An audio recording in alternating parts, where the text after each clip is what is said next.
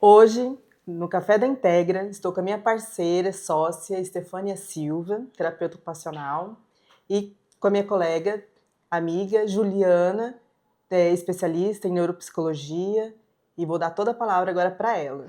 Olá, eu sou Juliana Martins, psicóloga, especialista em neuropsicologia.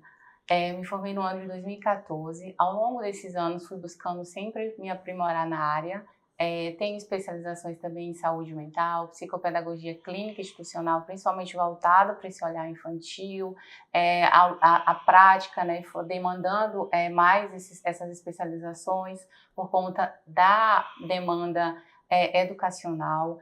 Recentemente me formei também em análise do comportamento aplicada, no transtorno do espectro autista e deficiência intelectual. Essa última especialização, eu falo que ela foi essencial na minha prática hoje, justamente para manejo comportamental durante o processo avaliativo e orientação também familiar. E quando a gente vai orientar em relação à ciência, as famílias têm muita dúvida, então me especializei na área para fornecer essa melhor orientação quando a gente finaliza o processo de avaliação. Isso.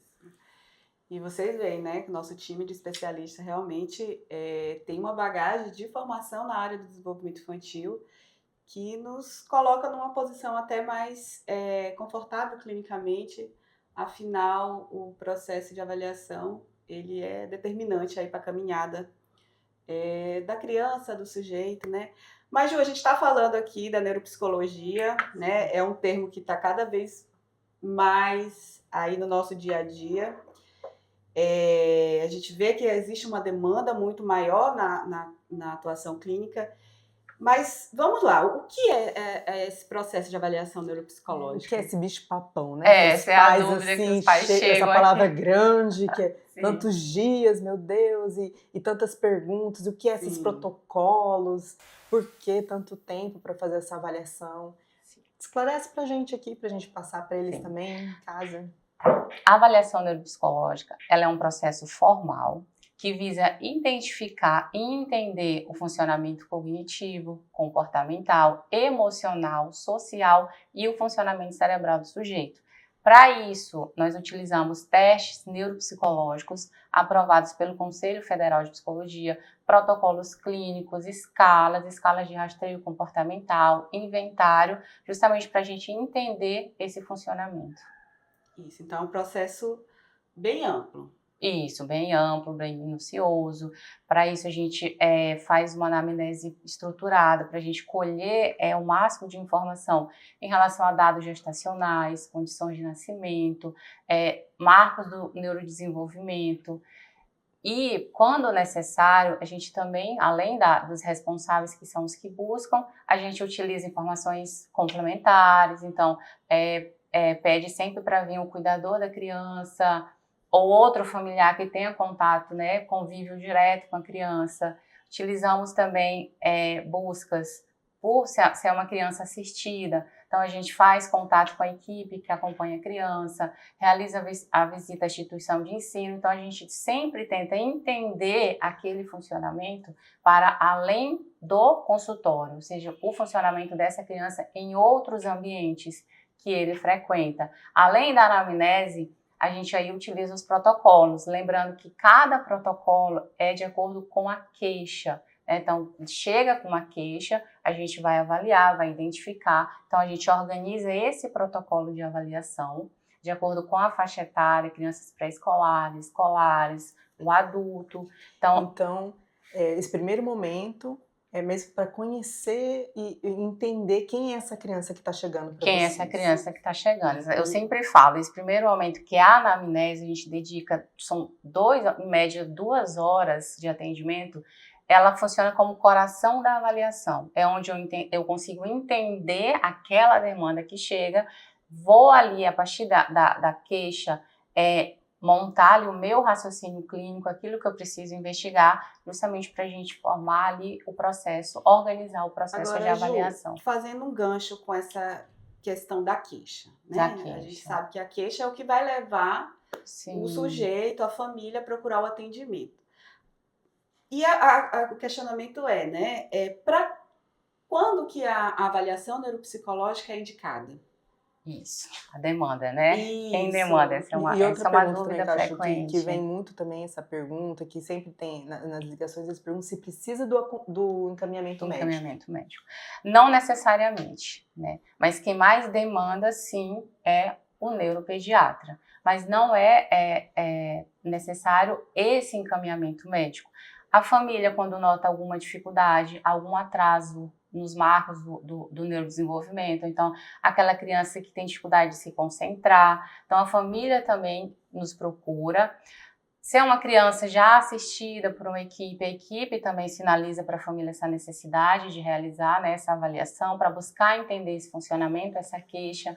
A escola também pode encaminhar. Então, sempre quando é identificado essa dificuldade, né, nesse funcionamento ou algum atraso, pode orientar-se em relação à avaliação. Então, não necessariamente a gente necessita do encaminhamento médico, mas a nossa maior demanda hoje, sim, era oriunda do encaminhamento. E uma outra coisa assim que eu vejo também, que é quando a gente encaminha, geralmente para buscar a comorbidade, né? Geralmente quando já tem um laudo do TEA, e aí aqui na equipe a gente sempre busca a neuropsicológica para a gente poder, assim, confirmar algumas suspeitas de comorbidade, né? E também aí a equipe solicita para o médico, né, para estar encaminhando. Então ela pode ser diretamente já com vocês. Pode, como eu falei, tem a busca espontânea, que parte da família, a sinalização da escola, a sinalização do psicólogo, psicopedagogo, qualquer profissional que acompanha aquela criança e que sinaliza aquela dificuldade.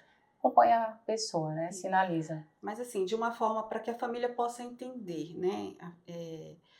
E outros profissionais que porventura tenham dúvida. A avaliação neuropsicológica, ela vai mostrar o quê?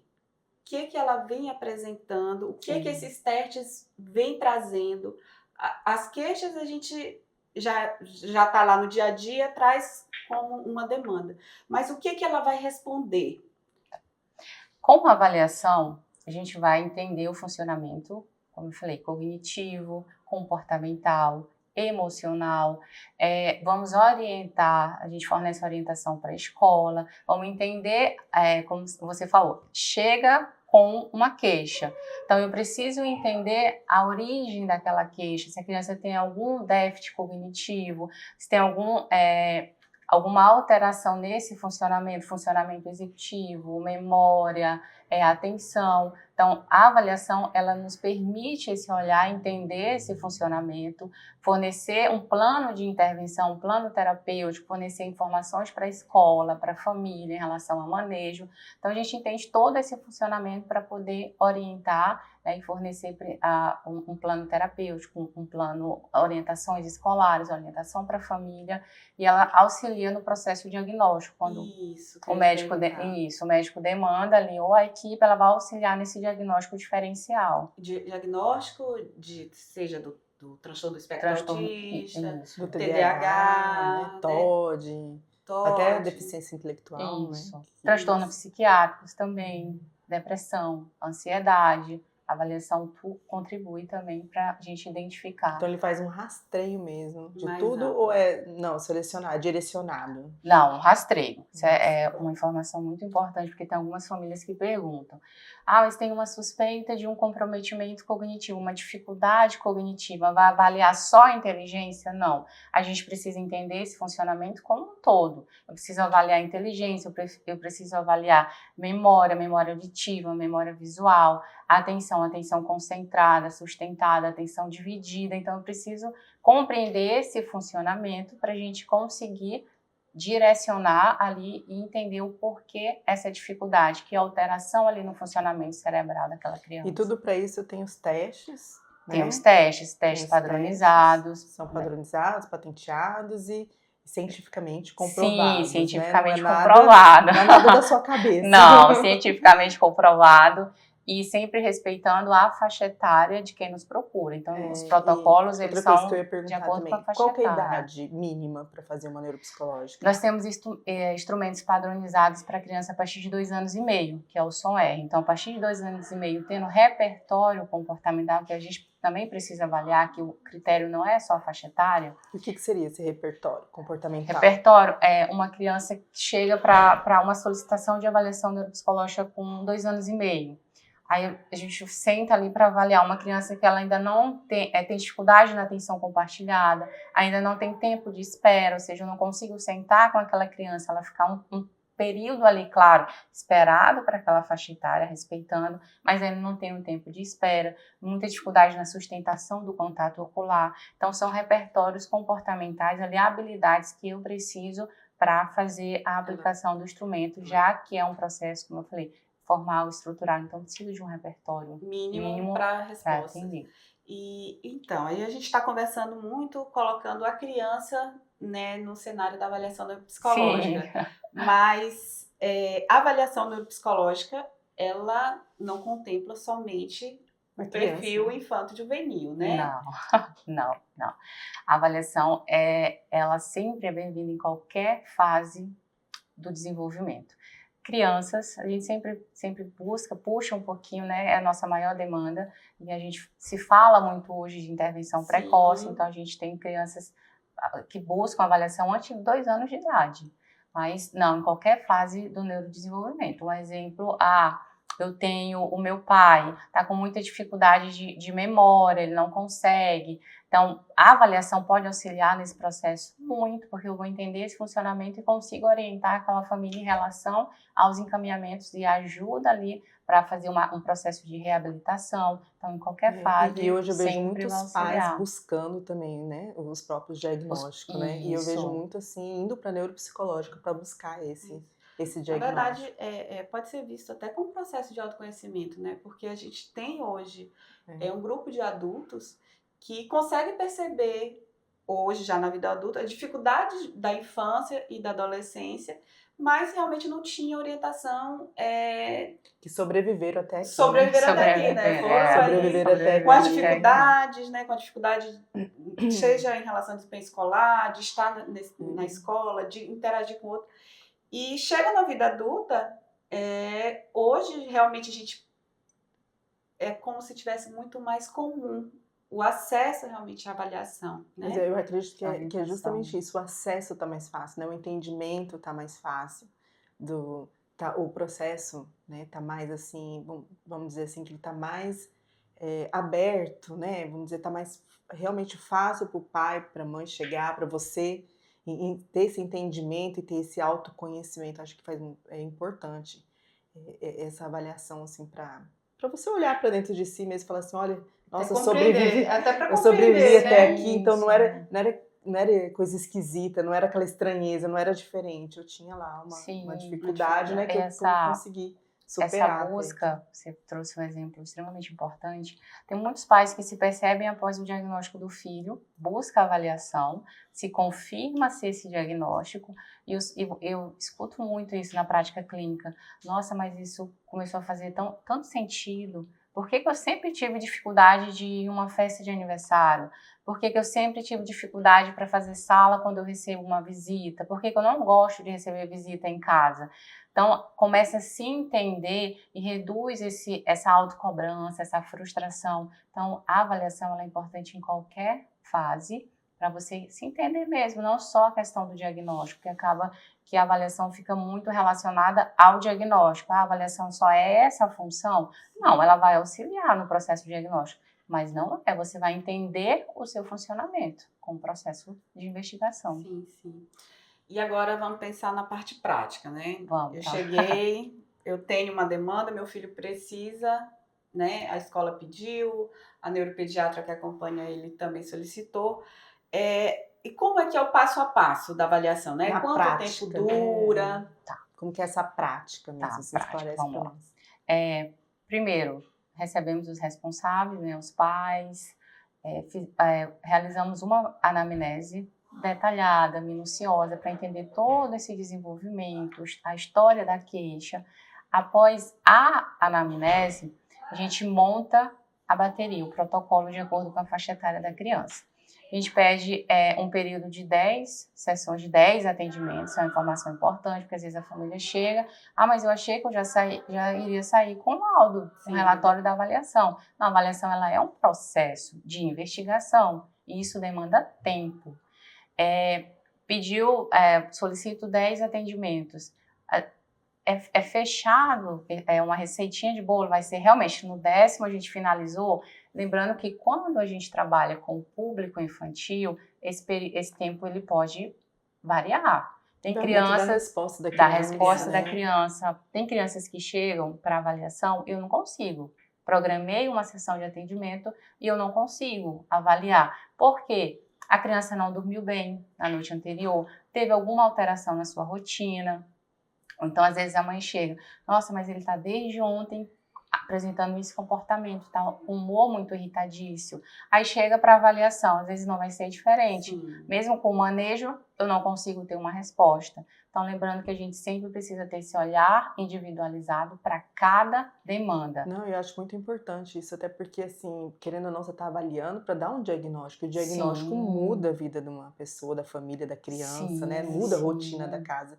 Então, acho que esse olhar mesmo para a criança, para o estado ótimo dela, para dar essa melhor resposta possível, acho que a gente precisa ser bem criterioso com isso. Flexível, né? Esse processo, principalmente quando a gente fala de infância, e se a gente já tem uma criança dentro do espectro, né? Uma criança neurodivergente, a gente já sabe que já vem outras coisas junto, né?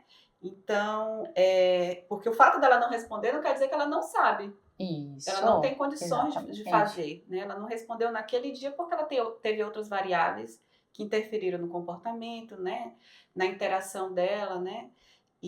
Mas não quer dizer que ela não tenha condições de é esse cuidado que a gente precisa ter. Não, a criança não respondeu naquele dia, eu não posso afirmar no laudo que ela não tem aquele repertório comportamental, aquela habilidade. A gente sempre tenta conseguir uma melhor resposta por parte da criança. Para isso, a gente tenta manejo. Público infantil, a avaliação é um processo estruturado, né? São testes neuropsicológicos para a gente avaliar esse funcionamento. Mas eu preciso, durante a avaliação, eu tenho a hora lúdica, onde eu saio da mesa com a criança e a gente vai para o tapete de atividades, que ali eu vou conseguir observar esse repertório comportamental, a qualidade do brincar, o padrão nesse brincar, a criança tem um padrão repetitivo, interesses repetitivos, consegue variar no momento de brincar, tem o brincar simbólico. Então, a gente sai um pouco daquele contexto ali e a gente explora muito o lúdico dentro de uma avaliação infantil. E na prática também tem as visitas, não é? As visitas. Então, após a gente finalizar ali a bateria de testes, né, avaliar esse funcionamento, aí sim, se é uma criança assistida, a gente tenta contato com a equipe que acompanha. Quem? Psicólogo, terapeuta ocupacional, fono, realiza a visita à instituição de ensino. Qual é a importância dessa visita? A criança, ela tem um funcionamento em casa, mas a outra maior parte do tempo ela está na escola. Então, a escola é um campo essencial para eu entender aquele desenvolvimento. Então, a gente realiza observações em sala de aula, às vezes no momento ali, se é uma hora do recreio, recreativo ali, como que essa criança funciona, e senta também com a equipe pedagógica, fala com alguns professores, fala com a coordenadora, com a psicopedagoga, que tem escolas, né, que realizam esse atendimento, para a gente entender também essa demanda da escola, sempre colocando a avaliação neuropsicológica, a gente, né, chega na escola, que ela é um processo ali que a gente é uma ferramenta para ajudar, para auxiliar nesse entendimento do aluno e orientar. A escola precisa entender, então realizamos a visita à instituição de ensino.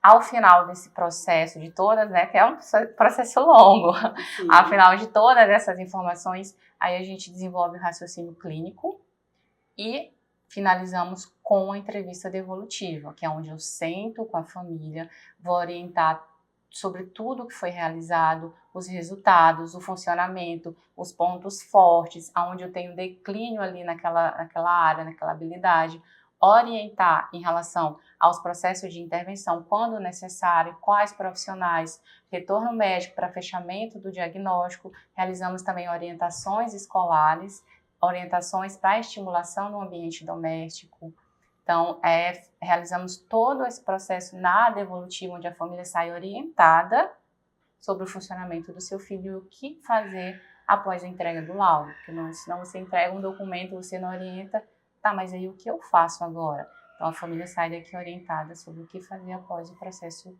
de investigação. E deixa eu te perguntar uma coisa. Quais são os testes mais usados? Mais usados. Aqui não acontece muito, né? Mas às vezes a gente recebe o encaminhamento, a avaliação neuropsicológica, a aplicação do VISC, que é para a gente avaliar perfil de inteligência, perfil cognitivo. Mas a avaliação é só para avaliar o perfil cognitivo? Sim. Não. Mas alguns médicos demandam que só a aplicação especifica ali o teste de inteligência, o VISC, o SOM-R. Mas a gente tem uma gama de testes neuropsicológicos para avaliar cada funcionamento. Tem um VISC para avaliar a inteligência, a gente tem o RA-VLT, a gente tem baterias atencionais, o FDT. Então, assim, são um número muito elevado de instrumentos para avaliar esse funcionamento. É o indivíduo, é a criança, no caso. Isso, a demanda, a queixa que a criança... Quem determina que teste você vai usar é ali a demanda, que aí é onde eu vou entender esse funcionamento. Mas a gente tem muitos testes sempre padronizados e testes aprovados pelo Conselho Federal de Psicologia. Por isso que se chama um processo estruturado, então, formal. A avaliação neuropsicológica é importante de enfatizar, porque como está cada vez mais popular, mais comum esse termo, mas é importante ficar bem claro que a avaliação neuropsicológica é um ato privativo de profissionais psicólogos. Isso, né? Isso, é privativo. Por quê? Porque os instrumentos eles são privativos do uso do psicólogo. Tá? Então, a gente tem instrumentos de domínio público? Sim, que aí qualquer outro profissional de outra área pode sim utilizar. Mas os que são restritos do psicólogo aí, só o psicólogo, como o VISC, que é muito conhecido para a gente avaliar o perfil de inteligência. O VISC, o VASI, que já é para demanda ao público adulto. Perfeito, Ju. Eu acho que hoje o nosso café com especialista foi, assim...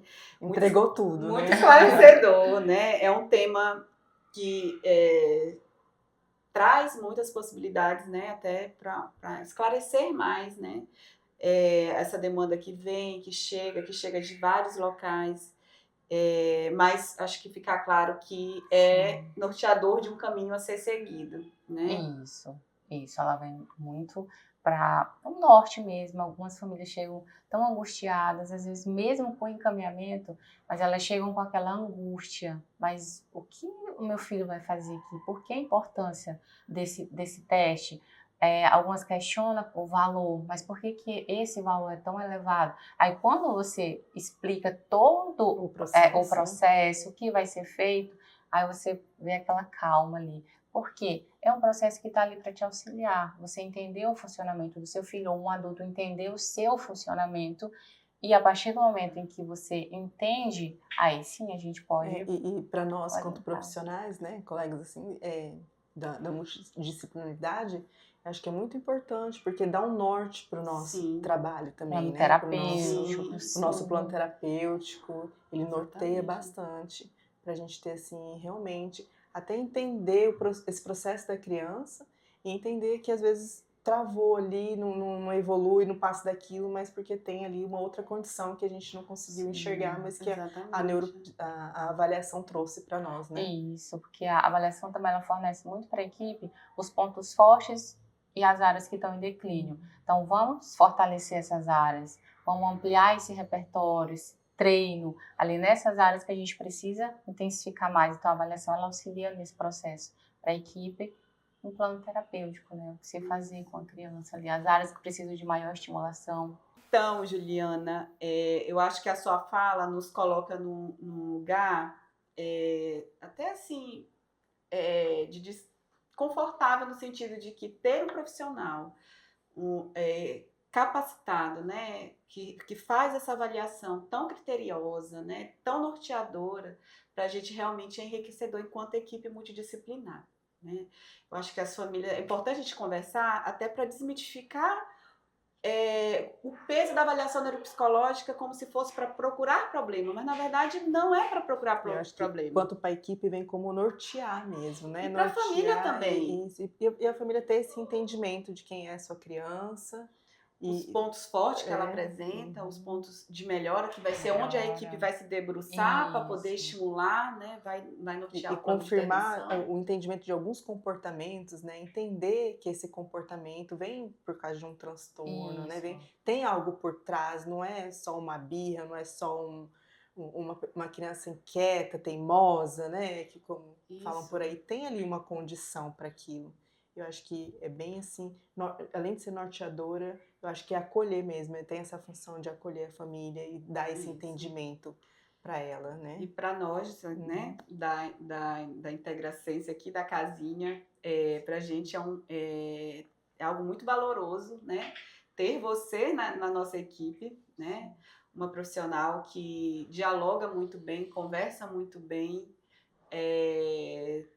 por toda essa bagagem de experiência na formação, mas também por esse Compartilha, olhar, né, esse conhecimento com a esse equipe olhar, também, porque a gente bem precisa valioso. disso, assim, acho que quanto mais a equipe ela estiver alinhada e próxima, né, quem ganha Sempre é o nosso é quem a paciente, gente está cuidando, quem ganha é quem a gente cuida, né? Então a troca, a conversa, o diálogo, ele fica sempre muito mais aproximado. E pra gente realmente faz toda a diferença ter você no nosso time, né? Ter uma profissional com toda essa bagagem, competência no time da Integracência. Uhum. Sim, é importante que vocês colocaram, entender que processo, eu preciso do apoio, né, de outros profissionais, se é uma criança que é acompanhada pelo psicólogo.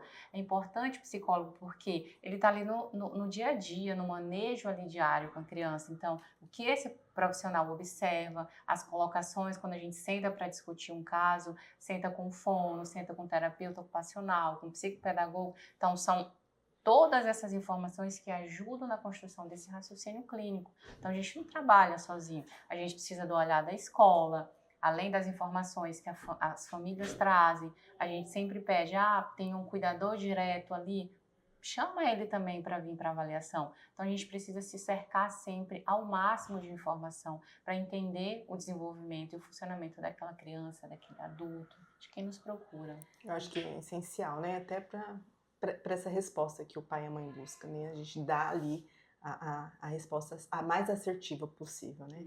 E viver esse processo e essa busca, né? Da equipe multidisciplinar mesmo, ter esse olhar, esse diálogo aberto, né? Eu acho que é essencial mesmo para ser assertivo realmente no diagnóstico. Assertivo. Lembrar que um diagnóstico, ele muda vidas. Então, você tem que ter muito cuidado, muita responsabilidade ética quando você sugere uma hipótese diagnóstica.